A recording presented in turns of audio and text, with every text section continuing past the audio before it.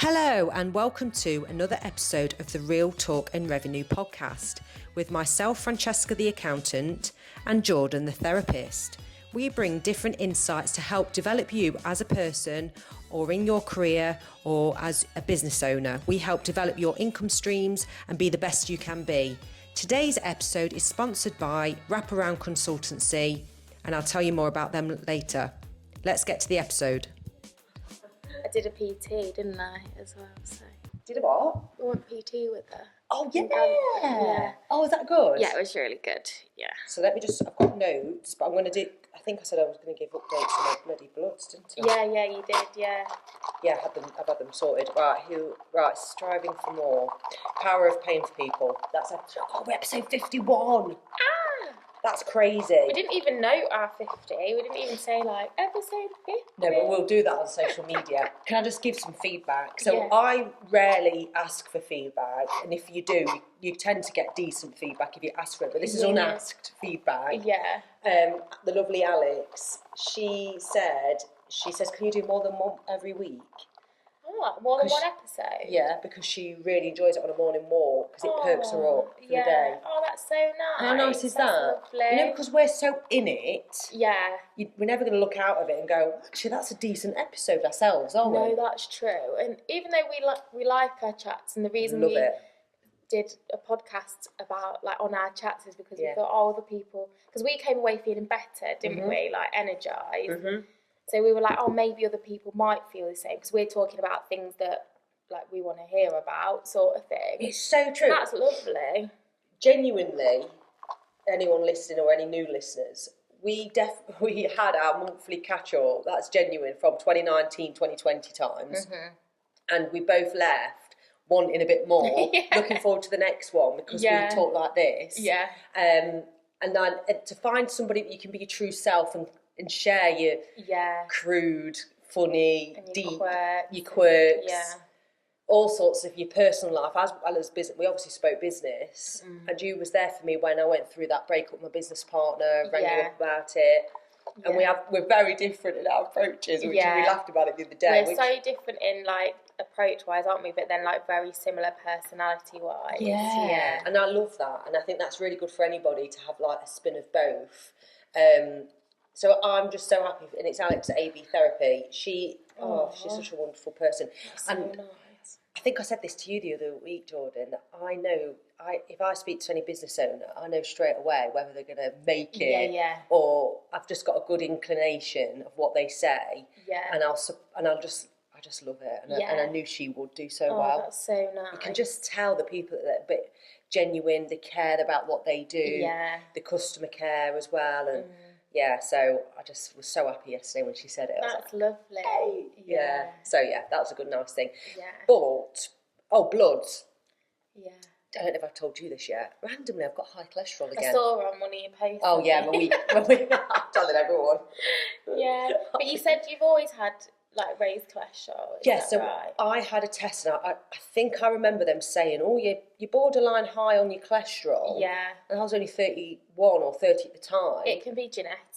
Like, Yeah, I know. Yeah, rather than, like, obviously then you've got to be more careful around what you eat and whatnot. Yeah. But, there's a lot more factors than, like, diet and activity and, like, stuff like that, isn't there? Although, obviously, it does make a difference. But then some people have commented to say, they just want you to pay for more and take statin or whatever. Yeah, Like they're decreasing the markers, so you're going to always look high even if you're not. Or something, I don't bloody know. Surely not. Surely not.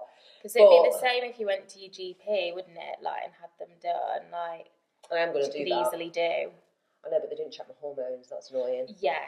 That is really annoying. It is, especially as you're a woman. Exactly. Like, come on, is it not common sense? Surely. At 40? Oh, God, But again, like, you probably have to pay extra for that, don't you? We'll see. I'm going to ring the doctors. I'm not in a rush because there's like... Yeah. There's always something in there. Yeah. But this episode is about... this is something that I always want to do, striving for more. And you know what made me say it? It's because your reel, I think it was your latest reel, Ducks. Yeah. Is that right? And you were saying that people that strive for more, in a roundabout way, people that strive for more, be careful of burnout, but just, you don't have to strive for more. What does that look like and feel like? Yeah, and I think it's not just that. Anyway, we'll get into it. Yeah, we'll get into it. But I know a few people that do it at a detriment. I strive for more, and I know I have moments of doubt. That's very normal. Yeah. But there are people that I've noticed that it will stop them growing and developing, like literally, because they are striving so much for perfection. Yeah. They're making themselves so miserable in the process. Yeah. I think as well that you've got to be careful around, because what's more common is like ticking something off that you've dreamed of, and then not really acknowledging it. And we've spoken about this before, and being like, right, what's next? And that is like a quiet, like slow route to burnout. Do you know what I mean? Because it never ends, kind of thing. And it's not to say like, it's a bit like personal development, isn't it? Like you can always learn more and grow more and stuff like that, but you don't always have to be aggressively doing that. You can do that like quietly, or at a slower pace, and still like reap the reward. So I think that's the thing, and especially when we live in a society that markets more at all times and ties our worth to achievement non-stop, especially for women who are often juggling many roles, and also not just mothers or parents. Not talking about this, like as women we often carry like a bigger emotional load. Like we're always like looking out for other people to make sure everybody else is okay. And so there are like not smaller, but there are more like subtle ways that we end up carrying a lot and like pushing. What's interesting actually is, I don't know if you saw it, popped up on my feed last night as I was in bed like that, scrolling on my phone. As you do when you're told not just before to. Bed. Just I'm before a therapist and I'm there. Whatever. No, you're bloody human. Yeah, we all get into these little habits, don't we, at times. But Grace Beverley, she put like a reel on about burnout and how reluctant she was to share that. Yeah, and she's sort of shared that. I mean, when I do check social media, sometimes I'm catching up like 5 days later, because and it's like 5 days ago. I'm like, oh, right, okay. Oh my God, that's alien to me. 5 days later, I'm like, hello, I check every day. I know, which is absolutely fine. It is fine. That was once me as well, like, but just the way my life's structured, like, I listened to your voice note, and I was literally like, on the cusp of like recording, and then something happened, like I don't know if someone came to the door. You know what I noticed with your thing? You're going to think I'm an like, absolute idiot. Reply, and then nothing. Yeah, no more. I've learned that's fine. Well, I'm going to get called out. No, you're not going to get called out. But I noticed some people have their WhatsApp where you don't have the blue ticks. Oh yeah, all day. I've had that for. I know you have 6 years, and maybe. And another friend of mine does it, and I don't get it. That's just because I'm so like divvy. I am so divvy. I don't get it. What I noticed, right, with me, and I remember turning that off. Boom! And feeling unsettled about it because I couldn't see anymore. So there's something around like uncertainty. So what can't you see? I don't get it. Like I can't see if you've read my messages, or if you're online, or if you're typing. I can't see any. When you turn that off, you cannot see anybody else's. Why? Why did you want to do that? I don't get it. Because it's a really unhelpful feature. Why do I need to know when you've seen and read my message? And why do you need to know? All it does is make you go, it does. Right? And it used to get me irritated as well, like with my friends, where I'd be like, well, they've seen it and they've not bothered replying. And that could be in, like, when I've literally sent it, they see it immediately, then I don't get a response until, like, the next day. I don't get it. And same as me responding. I thought, actually, nobody needs to see when I've read it, because the point is, like, I'll reply in my own time, whether I've seen it or not. So it's the same on my social media, on WhatsApp, work or personal. I can't see when anyone else has read. And honestly, like, the fact that you've noticed that, because obviously it isn't necessarily the norm, I just forget completely forget now that it's a thing, because That's obviously, so like, good. as I say, like I'd never do it. like 5-6 years that's been the case for me. And I don't know. This is So not I me don't- judging. I just didn't understand it. I think, what's happening? Because there's always some. I always look into things, don't I? And I know. Please, people, comment on this, because I'm so intrigued about this, because it does generate anxiety for so many people, especially if you're dating. Like, I get off. I know what you're saying. So if someone hasn't read it on blue ticks, you know, because I'm always quick to respond. or you can see them online. Like, if you nip back on, like, I can't see that. You often can if you've got blue tick, or unless you've turned that off because it's a separate feature. Or you can see someone's online, or they're typing, or whatever. And do you know what I mean? Like, I can't see any of that. So let's say I do notice these things. So for example, it's happened before where you've got friendships and you know they've read the message. Yeah, and it's normal. And I feel like annoyed by it. Yeah. Yeah. Absolutely. I also think if it's a habit of someone, I always assumed then that it was because they're not that bothered.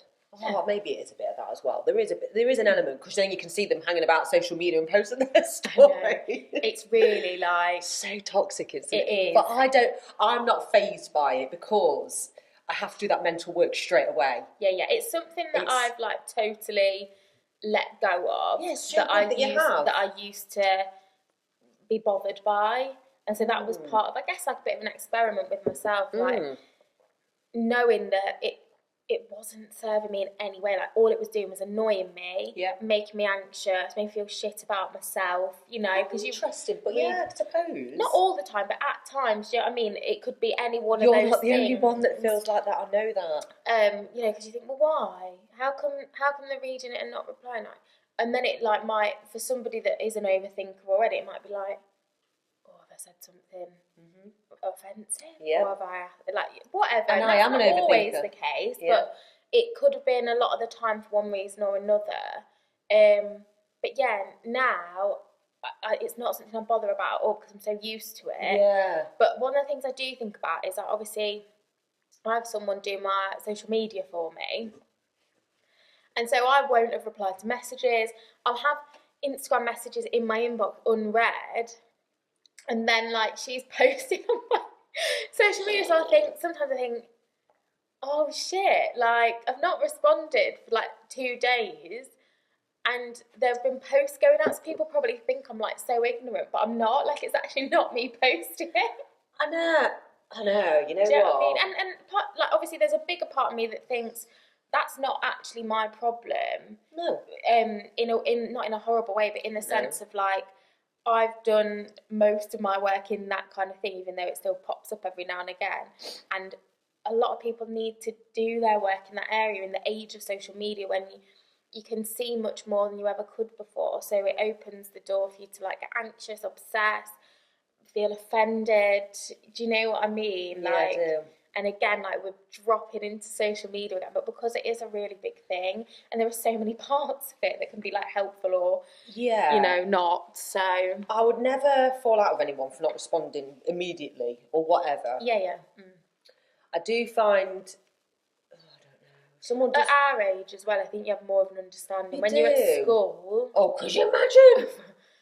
Do you know what I mean? Or they see my text. Like, sorry, Snapchat. Bella, like, say, but Bella's age as well, like, even I don't that know what age. she feels about. Yeah, please let us know. She can be bad at replying.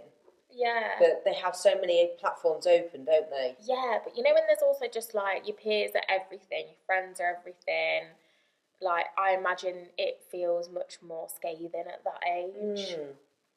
And I know that some people, we're going off tangent a little bit, let's just talk about this. I think I've mentioned this before. They have to come off completely off social media or one platform. And I don't get it. But You've said this before. Yeah. Again, it's because something's triggering, and I think it's really good that they can have that time off. It's something triggering. Or I think sometimes people think I'm spending too much time on it, and it's like taking me away friend from does that. Yeah.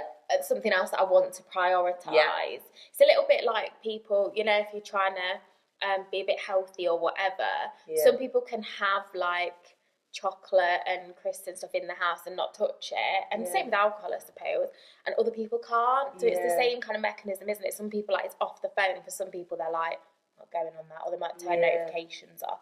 This episode is sponsored by Wraparound Consultancy. They are your problem solvers for care providers within the complex children and adult services. They help turn challenges into opportunities with helping every service you offer to be the best it can be.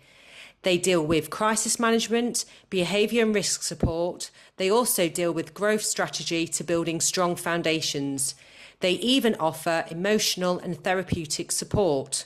Also, if you want to discuss fully funded training to upskill your workforce, then check out their website, wraparoundconsultancy.com, and contact Benny.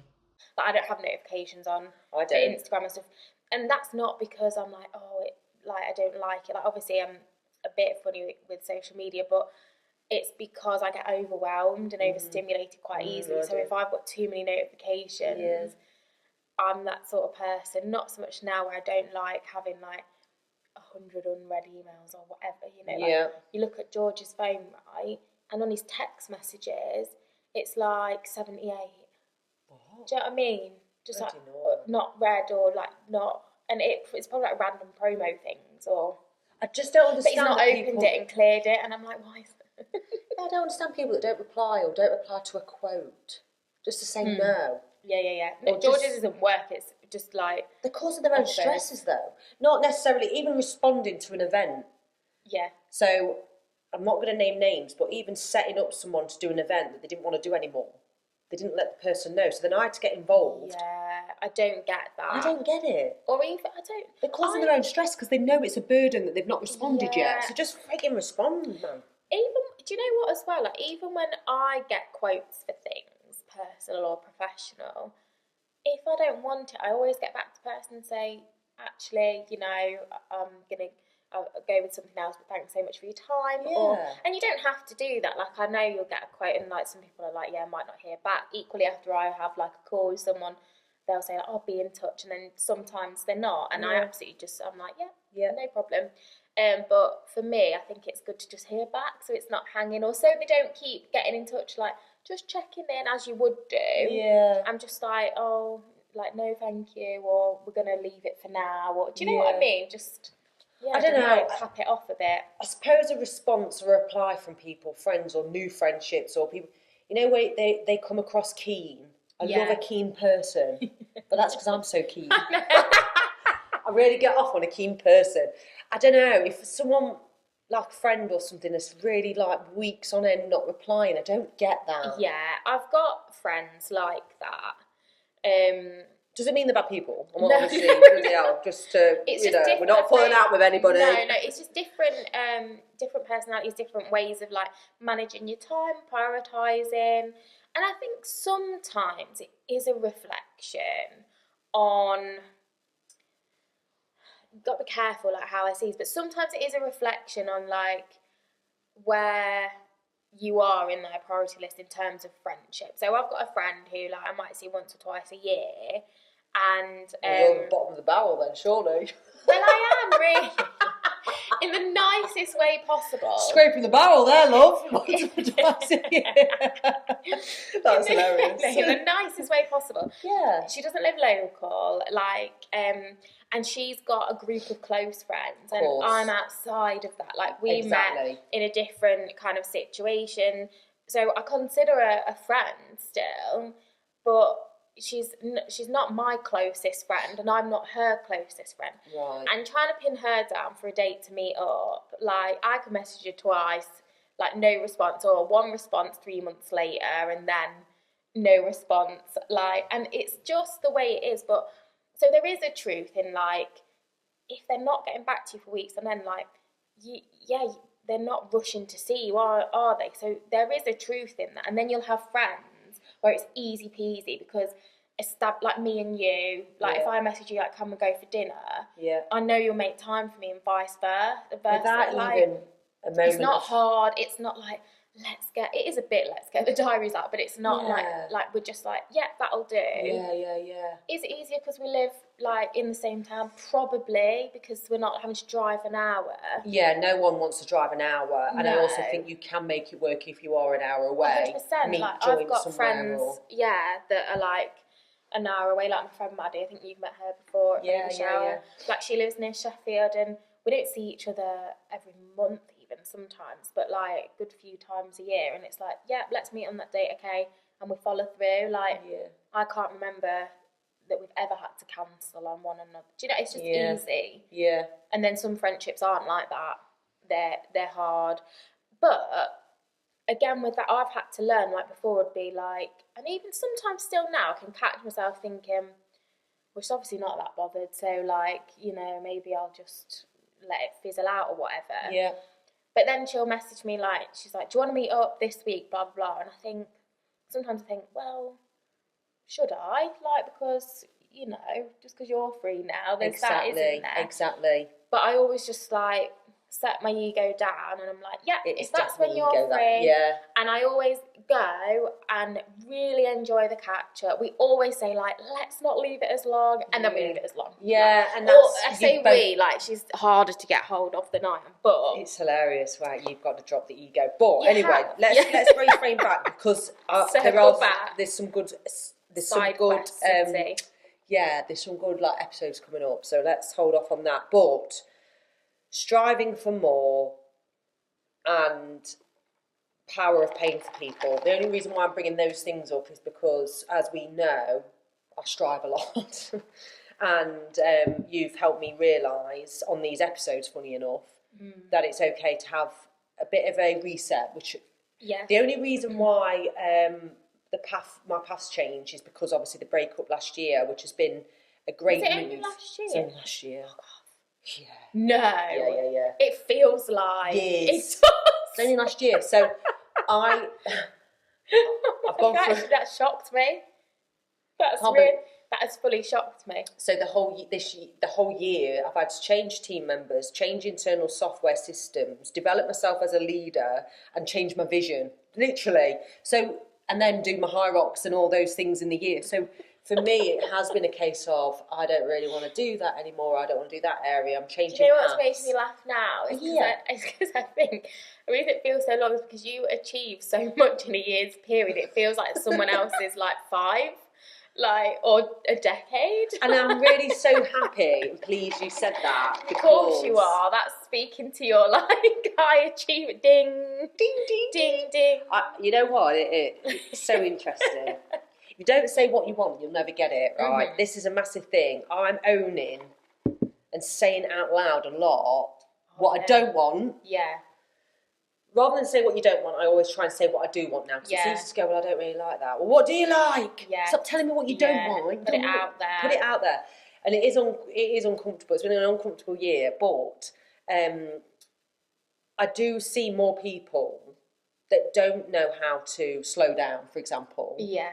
So, and I'm grateful that we're friends, and it's definitely helped. And you've got to have a good circle around you. Yeah. You can't just keep striving and crying every night about, I don't know, the exams you're taking, for example. Mm-hmm. Exams are quite a good one, because I remember taking exams and being so stressed because it had to be perfect. Yeah. And if I got one wrong, oh God, that was the end of the world sort of thing. I don't know how I'd feel if I had to do an exam now. Like, it's hard. It's frigging hard. Obviously, I did them long when I was 26 onward, 26, 29.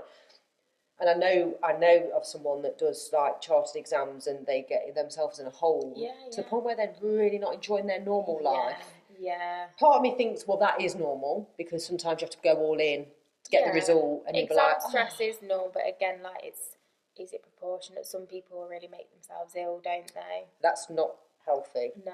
And that's where you've got to catch yourself. Yeah. And be like, look, I'm anxious, I'm nervous. That's normal because I want to do well. Yeah. But I can only, like, try my best. And you can create your own failings. I know that sounds daft. But it ends up being like detriment, negative self-belief, or perpetual.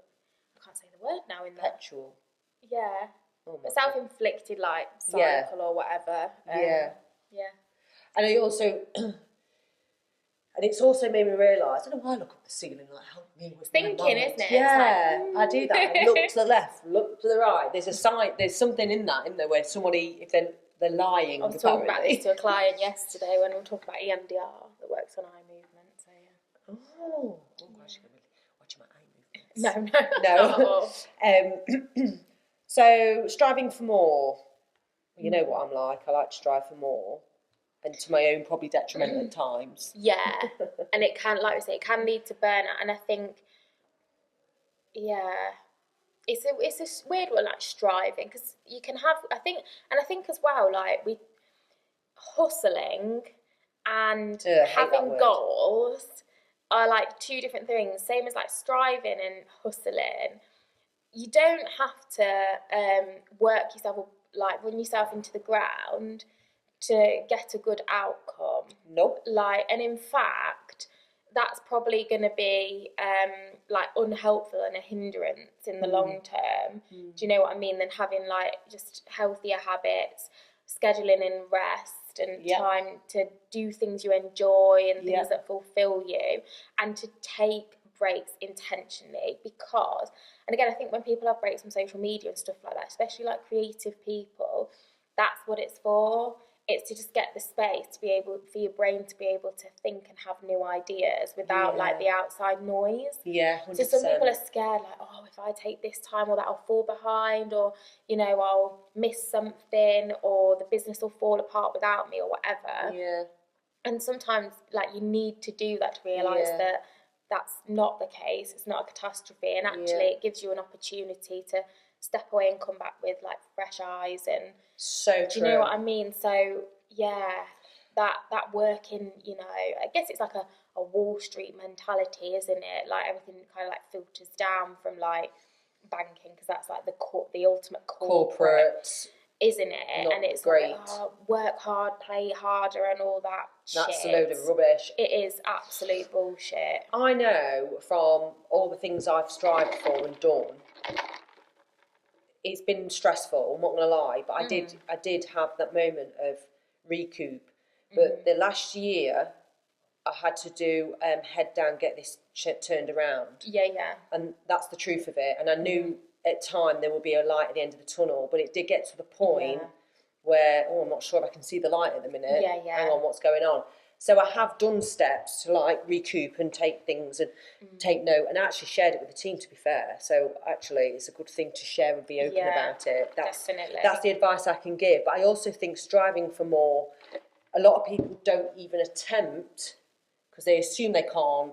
They assume they'll be stressed to death and not enjoy life, which is not true, even though I've not enjoyed the last 6 months, for example. Yeah, people don't, again, it goes back to self-belief, doesn't it? Like, you know, oh, I couldn't do that, I won't cope with that, it's a bit too difficult for me, or I'm not capable of that.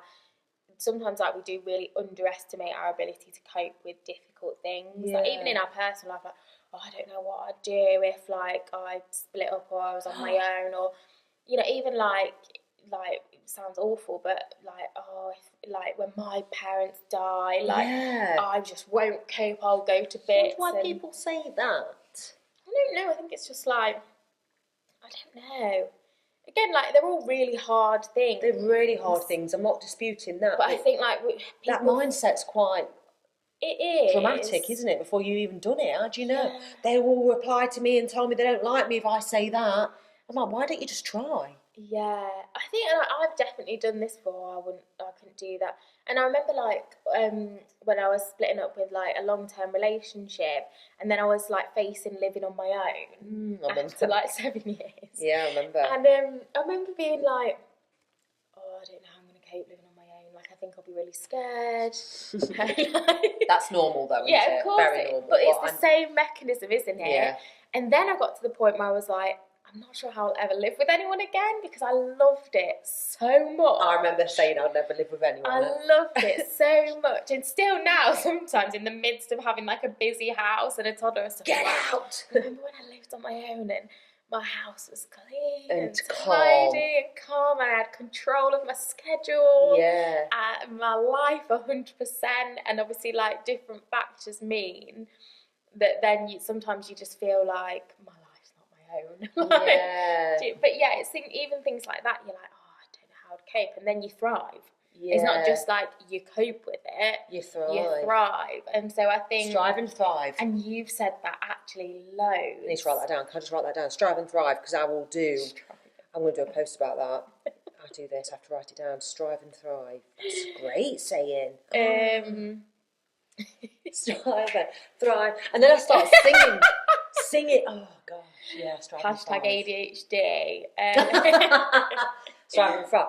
Right, anyway. And you've done that a lot, actually. You know, like I know when you've come to me with like different situations, like, do you remember like when you're going through different processes and different projects were maybe on the horizon, some come, some didn't, I'm gonna share and you're one. like, I don't think I can do it. Yeah. And you're like, I'm secretly hoping it doesn't come through because I'm so I physically, one. And I'm like, I'll share of course you could do it, and then I have to like put into perspective, like, look what you've already done in comparison. This isn't, even with our event as well, like some worries around that, like you say, doubts and things. No. And like from an outside perspective, I'm like, you've done loads harder and more challenging things like that, and you're like, yeah, it's just different though, and that's the thing, isn't it? It's so true, and this is why. And I'm the same. Like, I'm not just outing you here. Like, no, I know. There's loads of times where you're like telling me.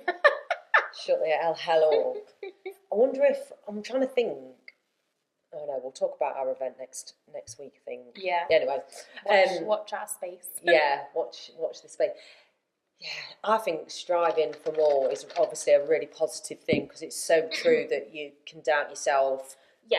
You've got things that can get in the way, and we said before, what are your values? And you can change your values. It might change in a year. God, my values change every year. Isn't it? Yeah, striving's not a bad thing. Yeah. Striving, if it's underpinned by like comparison or fear or, you know, things like that, that could be negative, or like pressure because of how you're going to be perceived. Yeah. Or the fear of consequence if you don't, or whatever. They're the kind of like contexts that you want to look out for and just check yourself for. But like you say, striving in line with your own values, like oh, I want to do this because it hits on one of your values and something that maybe you're like passionate about, or that you enjoy talking about or speaking about or whatever. Like, yeah, go for it, because often you get energized by that. But it still is important to be like, okay, I'm striving for this, I'm excited by it, but I know I still need to take a bit of a break or a rest, or even if it's just like ensuring that, you know, your weekends are work free, or, you know, you've got like a full day to engage with something that's just like fun or whatever, because that's going to help you get to where you want to be, rather than that kind of toxic mindset of like, you know, the hustle culture of like, 24/7 you should be working on you. Like, no, we're not robots. I've never done that. It will hinder you. I've never got up at 5 a.m. and finished at 5, you know what I mean? Yeah. 5 in the morning again, 12-hour shifts. I haven't. I've never even shared that. Even during the business, I still did my gym training. No. You know how people start businesses go, oh, I couldn't go to the gym.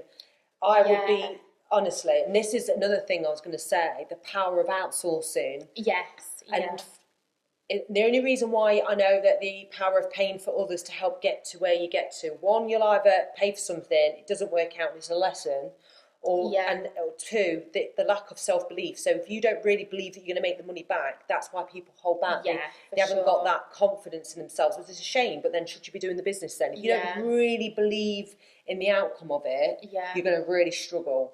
But that's just my take on it.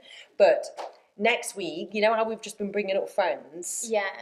So this next week's subject line, so we talk about this, is who are your friends? So tune in for episode 52 and next week, and stop it here. Thanks for tuning in. Thanks.